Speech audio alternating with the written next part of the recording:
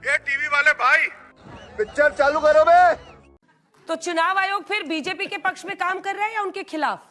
चुनाव आयोग ने ठीक से काम नहीं किया।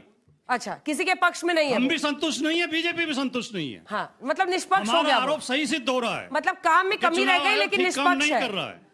काम में कमी रह गई लेकिन निष्पक्ष है। काम में कमी नहीं, लेकिन नहीं, निष्पक्ष तो चुनाव आयोग है ही नहीं। अब देश में चुनाव आयोग की साख कहाँ बची है? चित भी पट भी। जल्दी से जवाब दीजिए सुनिए, इस सज्जन को क्या तकलीफ है भाई? प्रकाश जी।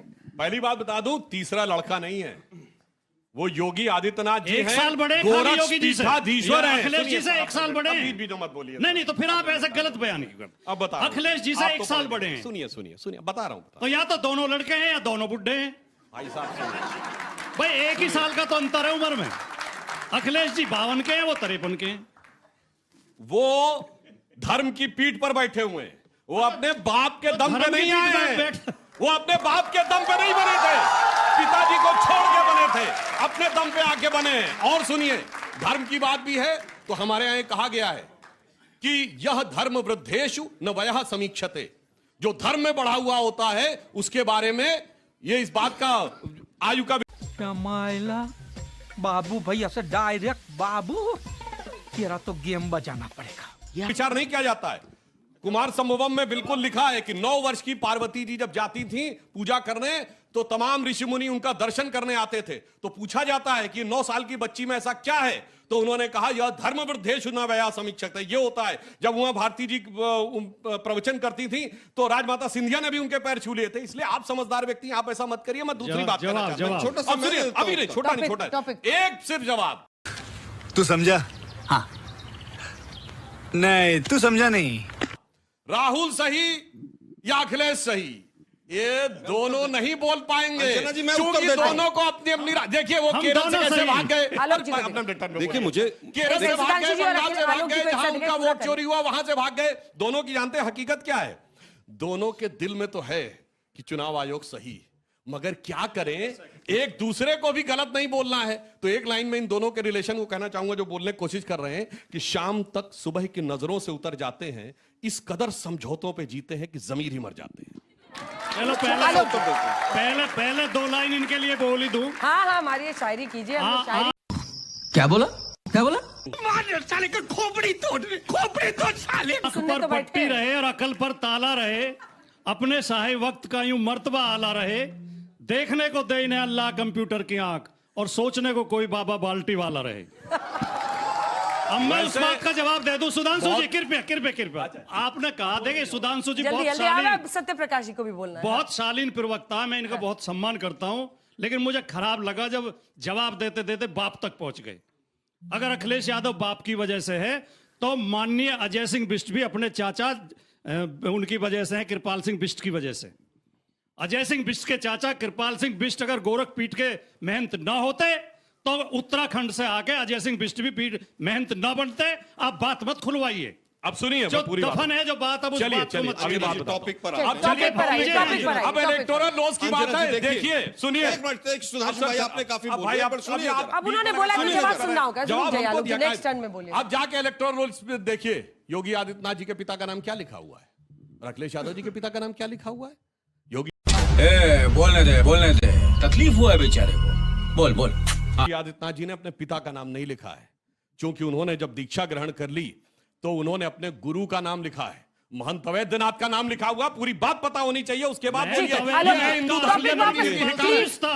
वापस आइए, टॉपिक पर आइए। असली नाम कृपाल सिंह बिष्ट था और वो इनके चाचा थे। आलोक जी मुझे लगता है क्या विरोधाभास है रिस्पॉन्स? साहब आप जवाब देते नहीं बना तो आप मजबूरी। अरे सुनिए भाई, सुनिए, आज मुद्दे पर रहते हैं, बहुत इंपॉर्टेंट विषय है, बहुत इंपॉर्टेंट विषय पे ताला लगा है। अरे सुनिए भाई, शेरो शायरी हमसे पूछा, आप कहे बीच में कूद पड़े सर। इन्होंने भाई अंजना जी ने मुझे माफ कर दिया। बहुत छोटी पार्टी है उत्तर प्रदेश में, छोटी और बड़ी का मतलब नहीं है भाई। अब सुनिए, थोड़े दिन पहले बड़ी बनी ताला लगा है, पूरा देश सरकारें मनाते हैं आप लोग। ताला लगा है वोट चोरी से इन्होंने बड़ी कहा पार्टी अल्लाह बने बैठे। कंप्यूटर सिखा दे। अदानी और अंबानी के भाई पैसे साहब से बड़ी ड्यू पार्टी रिस्पेक्ट बने मैं बैठे। कहना चाहता हूं, इलेक्शन कमीशन को कंप्यूटर पिट्ठू सीखते बनाकर हैं। चोरी करके वोट चोरी करके सरकार बनाते अच्छा ठीक है, वो कंप्लीट कर रहे हैं। एक लाइन में कंप्लीट कीजिए। एक लाइन में,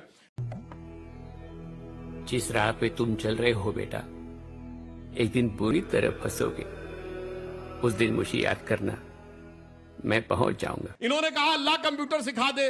भैया ये अल्लाह वाले कितना कंप्यूटर सीखे हैं, कंप्यूटर की कितनी खोज किए हुए हैं, कितनी नई नई अचीवमेंट किए, सबको पता है। मगर जो भगवान वाले हैं वो कंप्यूटर क्या सीखे हैं, जाके चेक करिए। सैम ऑल्टमैन, चैट जीपीटी का ओनर, उससे पूछा गया कि दुनिया के सारे सवालों का जवाब एआई से पूछा जाता है, कौन सा ऐसा प्रश्न है जिसका जवाब एआई के पास भी नहीं है और आपके पास है? तो जानते हैं उसने क्या बोला? वो एक ही सवाल है, उसने जवाब दिया absolute equivalence of Atman and ब्रह्मन, आत्मा और ब्रह्म में एकाकार। और ये अगर क्लिप कटुआ गैंग टूट पड़ेगा जाकर, उससे मैं कहना चाहता हूं सैम ऑल्टमैन का ट्वीट है 27 दिसंबर 2022। अब आना चाहता हूं तेरा बाप यहाँ छोड़कर गया था कि तेरी माँ? इसलिए मैं कहना चाहता हूं शेर में अलग है, मगर जो हकीकत में टेक्नोलॉजी में कौन कहां खड़ा हो सबको पता है। अब आइए एसआईआर के ऊपर। तो मैं सिर्फ इतना कहना चाहता हूं भाई साहब, आप लोगों के साथ समस्या यह है कि अगर हम जीत जाएंगे तो चुनाव अच्छा होगा, हार जाएंगे तो वो खराब होगा। वो बचपन में वो बच्चे क्रिकेट कैसे कैसे लोग रहते हैं यार यहाँ पर। चलो तुमको पागल कुत्ते का गाड़ी उठा के ले जाएगा, बता रहे हैं हम। खेलते थे ना गली मोहल्ले में। कर्नाटक में ठीक है, हिमाचल प्रदेश में ठीक है। कंप्यूटर से शुरू कर लेते हैं। जब राजीव गांधी जी कंप्यूटर लेकर आए तो यही भाजपा गली मोहल्ले में कंप्यूटर के मॉडलों में आग लगाती थी। पार्टी थी भाई, चाहे 2 की थी चाहे 4 की थी। अभी आप हो गए थे, अभी मेरे से पूछ रहे थे कितनी बड़ी पार्टी थी, अब अपनी पार्टी का ही बता रहे हैं। हाँ बिल्कुल। दुर्भाग्य है कि जिन लोगों ने टेक्नोलॉजी का हमेशा अपोज किया हो, जो आज भी इनके प्रिंसिपल कहते हो कि गोबर वहां पर पुताई कर दो दिल्ली यूनिवर्सिटी में तो एसी का काम करते हैं, वो टेक्नोलॉजी की बात करते हैं। एंटायर पॉलिटिकल साइंस वाले लोग मुद्दे पर आते हैं। ये जुमले छोड़ने से एसआईआर ठीक नहीं होगा, और ये जुमले छोड़ने से 4 करोड़ वोटर का जो डिफरेंस है स्टेट इलेक्शन कमीशन में और सेंट्रल इलेक्शन कमीशन में, उसका उत्तर चाहिए उत्तर प्रदेश को कि 4.5 करोड़ वोटों का डिफरेंस कैसे है, उसका उत्तर नहीं देंगे। दाएं बाएं साएं, यहां की बात वहां की बात, फला तब हुआ था तब हुआ था। अरे भाई इलेक्शन आपकी डबल इंजन की सरकार है, बीएलओ वही सरकार के हैं, वहीं पर काम हो रहा है, उसके ऊपर नहीं देंगे उत्तर। मां पार्वती की बात करेंगे, यहाँ की बात करेंगे। मैं केवल पूछना चाहता हूँ, मां पार्वती पे भी 1 दर्जन केस थे क्या दंगे भड़काने के? देखो फिर किस पर थे बताइए, किस पर थे? आप किससे तुलना कर रहे हैं? ये हिंदू धर्म के प्रति कितनी अवमानना भरी हुई है। पूरे पूछ रहा हूं आपसे, आप तुलना ही गलत कर रहे हैं। आप मां पार्वती से योगी आदित्यनाथ की तुलना नहीं कर सकते। नहीं, मैंने उदाहरण दिया है। व्यक्ति जो आपने गलत बोला। मां पार्वती पे डूबा हुआ है, मां पार्वती की केस दर्ज हुए थे। आप सनातन का अपमान करते हैं, आप सनातन का अपमान करते हैं। आप अपमान कर रहे हैं सीधे। एक व्यक्ति जो ऐसे करके खड़ा नहीं हो सकता है एक पैर पे, योगा के दिन पे एक व्यक्ति जो अपने ऊपर केस हटवाता है, उसकी तुलना आप क्या किससे करते हैं? और एक पत्रकार को किस भाषा में जवाब दिया था उन्होंने, वो शब्द इस्तेमाल कर दूं मैं यहां? आप तुलना करते हैं भगवान से। सत्यप्रकाश जी वापस टॉपिक पर आते हैं। आज का जो टॉपिक है वो एसआईआर है। सत्यप्रकाश जी, एसआईआर बिहार में भी बहुत बवाल हुआ। आलोक जी प्लीज लेट हिम स्पीक। अरे शो इतना हिस्सा निकल गया, बोल भी नहीं पाए। राहुल जी ठीक है, कितने वोट कटे बताओ भाई। मैं फिर कहूंगा मुझे जनता के भी सवाल लेने हैं। मैं फिर कहूंगा किसी का वोट कटा हो, एसआईआर पे जवाब दो मेरे भाई। मैं एसआईआर पे जवाब दे रहा हूं। योगी आदित्यनाथ को कैसे पता चला कि जो 4 करोड़ वोटर कटे हैं वो भाजपा के? ठीक है, अब रुक जाइए। सत्यप्रकाश, ड्राफ्ट रिपोर्ट आने से पहले कैसे पता चला इलेक्शन कमीशन ने? उसको लीक की थी रिपोर्ट। गुरुजी 24 मिनट हो गया, उनको बोलने दीजिए। शांत। बिहार में भी एसआईआर को सबसे बड़ा इशू बनाया था कांग्रेस पार्टी ने। नहीं, बिल्कुल कांग्रेस पार्टी एक गलत ट्रेन, गलत बोगी, गलत नंबर की ट्रेन पे चढ़ गई है। पता नहीं कहां पहुंचेगी, ये वो जाने। आलोक जी ने एक बात कही, ट्रांसपेरेंसी एसआईआर में नहीं है, चुनाव आयोग निष्पक्ष नहीं है। तो वो चुनाव आयोग बड़ा निष्पक्ष था। कौन है ये लोग, कहां से आते हैं? जिस चुनाव आयुक्त को आपने केंद्र में मनमोहन सिंह के समय मंत्री बना दिया, वो चुनाव आयोग बहुत निष्पक्ष था। टीएन शेषन, जिसको आडवाणी जी के खिलाफ चुनाव लड़वा दिया। तो आपकी दिक्कत क्या है कि चुनाव आयोग जो एसआईआर है उसको सर भी कह सकते हैं। तो राहुल गांधी जी के घर में उनके एक दफ्तर खोल दीजिए चुनाव आयोग का। एसआईआर पे जवाब दो ना, कांग्रेस को उस पॉइंट पर आपके हिसाब से तो नहीं बताइए 4-4.5 करोड़ वोटर का डिफरेंस कैसे है? अरे आप रुक जाइए, कांग्रेस को कोसने के अलावा कोई काम नहीं है। फरवरी के बाद डिफरेंस आएगा।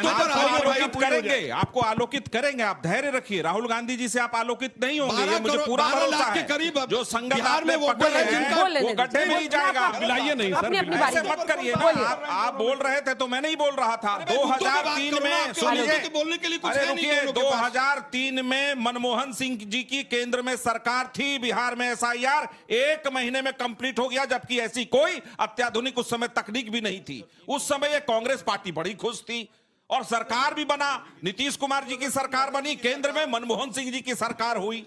एक प्रश्न बहुत बड़ा है कि आप एसआईआर से इतने तकलीफ में क्यों हैं? पहले आपने ईवीएम पर ठीकरा फोड़ा, फिर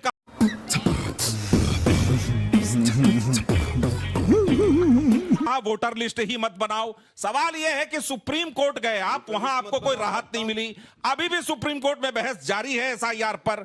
दिक्कत क्या है कांग्रेस पार्टी या तमाम विपक्षी दलों की कि अभी की मौजूदा सरकार जिसको जनता ने बार बार समर्थन दिया, उसको कैसे कैसे झूठ के इतने झूठ फैला दो कि उसको बदनाम करते रहो। लेकिन जनता ने सबक सिखाया, उसी बिहार में एसआईआर हुआ और हम अभूतपूर्व मेजोरिटी के साथ 202 सीट के साथ जीत करके आए। लेकिन आपको कितनी सीट मिली? कौन वोट चोरी करके चला गया? 2010 का उदाहरण दे दूं, मनमोहन सिंह जी की सरकार थी केंद्र में, बिहार में चुनाव हुआ, चुनाव आयुक्त आपका, पैसे तो से आप वहां समेट दिए गए, 4 सीट पर आए, उस समय वोट चोरी का आपको ठीकरा नहीं फोड़ना लगा। ये जो बीच में कूद कूद के बोलते हैं आलोक जी, अच्छा नहीं लगता। आप बताइए कौन है ये लोग? कहां से आते हैं ये? कर्नाटक के वोटर 80-80 रुपए में कर्नाटक के वोटर गुजरात में कर रहे थे, क्या हुआ उसका? और मैं इस तरह उसका उत्तर दीजिए ना भाई जरा। तो फिर आपको दिक्कत होगी। नहीं आप मुझे केवल ये बताइए, जिस भी राज्य मुझे में केवल ये अगर बताइए जिस कि भी जो राज्य में 80 रुपए लेकर वोट कट रहा था कर्नाटक का वोट गुजरात सड़कों उसका क्या हुआ जरा बता दीजिए भाई। आपकी तरह नहीं है कि प्रजातंत्र में लोगों को आधी आधी रात सरकार बर्खास्त करना। एक उदाहरण देता हूं, ये वोट चोरी की बात करते हैं, इन्होंने जमात चोरी कर ली बिहार में 2004 में, जब हम लोग सरकार बनाने की स्थिति में थे। Thanks. Love you. Forever.